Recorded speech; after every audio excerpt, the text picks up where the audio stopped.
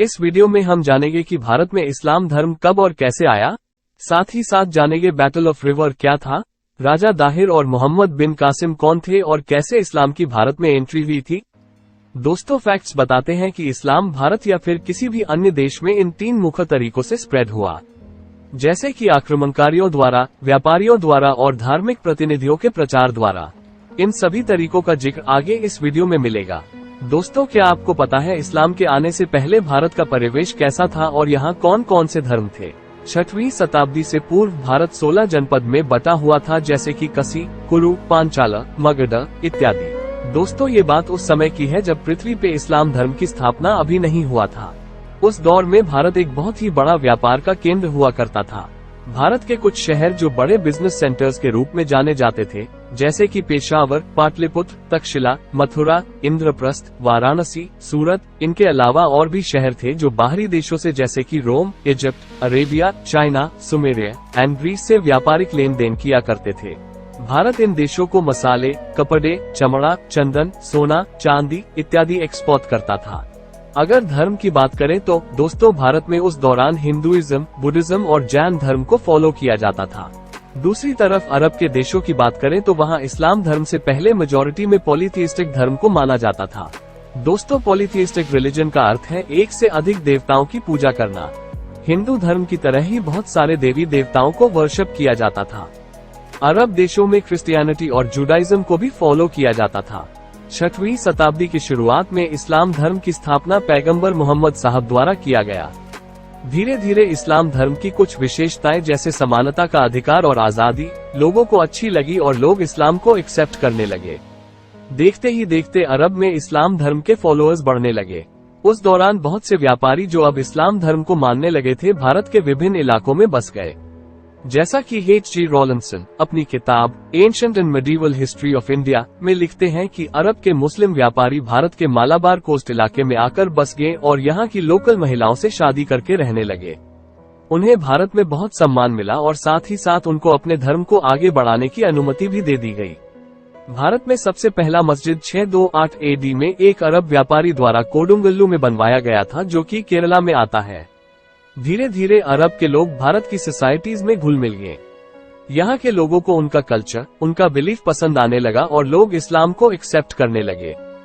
इस्लाम का भारत में एस्टैब्लिश होने का सबसे बड़ा कारण था मिलिट्री कॉन्क्वेस्ट्स। जी हाँ दोस्तों, जब हम बात करते हैं कि सबसे पहले किसने भारत में इस्लाम की स्थापना की थी, तो नाम आता है मोहम्मद बिन कासिम का। 17 साल की उम्र में ही मोहम्मद बिन कासिम ने भारत के सिंध प्रांत को जीत लिया था। लोग कहते हैं कि मोहम्मद बिन कासिम का भारत पे आक्रमण का मुख्य उद्देश्य था इस्लाम का प्रसार करना, पर कुछ इतिहासकार इस बात से इनकार करते हैं। उनका मानना है कि मोहम्मद बिन कासिम का कैरेक्टर बिल्कुल अलग था, जिसे समझना जरूरी है। दोस्तों, आइए हम उस समय की हो रही घटनाओं को समझते हैं जिनके वजह से मोहम्मद बिन कासिम को भारत आना पड़ा और फिर भारत में इस्लाम की स्थापना हुई। ये वो समय था जब एक तरफ अरब के खलीफा जो उमय्यद कैलिफेट के नाम से जाने जाते थे, लगातार अपने आसपास के मुल्कों पे आक्रमण करके उनको अपने अधीन कर रहे थे, जैसे कि इजिप्ट, सीरिया, ईरान, इराक। दूसरी तरफ भारत के सिंध प्रदेश में राजा दाहिर का शासन था। उस दौर में सिंध प्रदेश के आसपास के इलाकों में बहुत सारे अरब के बागियों का और समुद्री लुटेरों का आतंक हुआ करता था। कहा जाता है कि एक बार श्रीलंका के राजा ने हज्जाज बिन यूसुफ के लिए कुछ उपहार एक समुद्री जहाज में भर के रवाना किया। दोस्तों, हज्जाज बिन यूसुफ एक बहुत क्रूर और खतरनाक प्रशासनिक अधिकारी था जो उमय्यद कैलिफेट के बहुत करीब था। कहा जाता है कि उस जहाज में अरबी अनाथ बच्चे और श्रीलंका में शहीद हुए अरब के सिपाहियों की विधवा औरतें भी सफर कर रही थी। जब ये जहाज सिंध के पास से गुजर रहा था, तब ये समुद्री लुटेरे उपहार से भरे जहाज को लूट लेते हैं, औरतों और बच्चों को कैद कर लेते हैं। इस बात की सूचना हज्जाज बिन यूसुफ तक पहुंचती है, जो अभी भी तुर्कियों के साथ युद्ध करने में व्यस्त होते हैं। इस मसले को एक पत्र से हल करने के उद्देश्य से सिंध के राजा दाहिर को पत्र लिखते हैं, जिसमें अरबी बच्चों और औरतों को उन समुद्री लुटेरों के कैद से छुड़ाने को कहते हैं। राजा दाहिर मदद करने से इनकार कर देते हैं। ये बात हज्जाज बिन यूसुफ को बहुत बुरी लगती है और वो राजा दाहिर को उनके इस इनकार की सजा देने की ठान लेता है। हज्जाज बिन यूसुफ सिंध पे आक्रमण करने का प्लान बनाता है। इस प्लान का मुख्य एजेंडा था सिंध पे कब्जा करके समुद्री लुटेरों के अड्डों को नष्ट करना और अपने व्यापार के रूट को सुरक्षित करना।